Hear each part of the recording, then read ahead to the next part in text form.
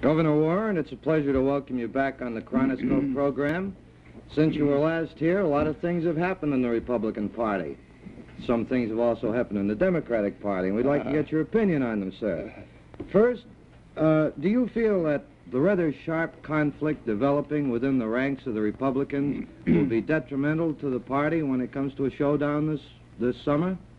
Well, I'm of the opinion, Mr. Rogers, that if we keep it on a high plane, if we talk about principles rather than personalities, if we keep out the acrimony, that it will be strengthening rather than to be weakening to the party. Personally, I have tried to do that.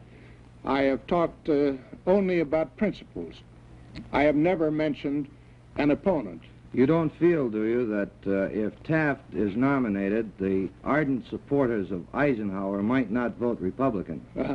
Well, I'm not in either of those camps. I think I'll let those people speak for themselves. What you're interested in, if Warren is nominated, you expect all of them to support you. Isn't that right, sir? I would hope so. I would hope so, yes, sir. But on the principle matter... And I might say to you that I'm not selfish in that. If either of those gentlemen that you have mentioned were nominated, I would support them. Well, tonight, sir, we're not interested in those gentlemen, except that we are interested in these principles.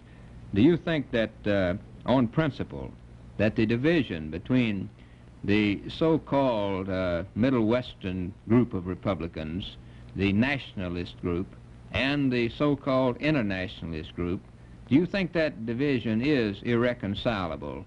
Do you think that whichever one loses in the contest, that there will be some defections from the ticket or from the party on the other group?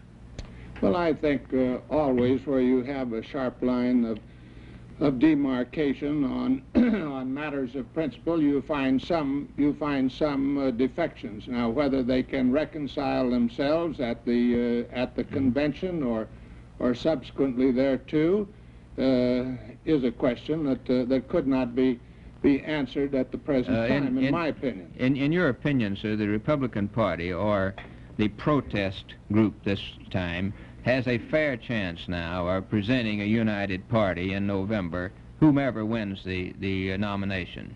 Yes, I would think that they have a much better chance of doing that than the incumbent administration. What's your opinion of the one single thing that will pull the Republicans together? The one factor that will make them all vote Republican and not split?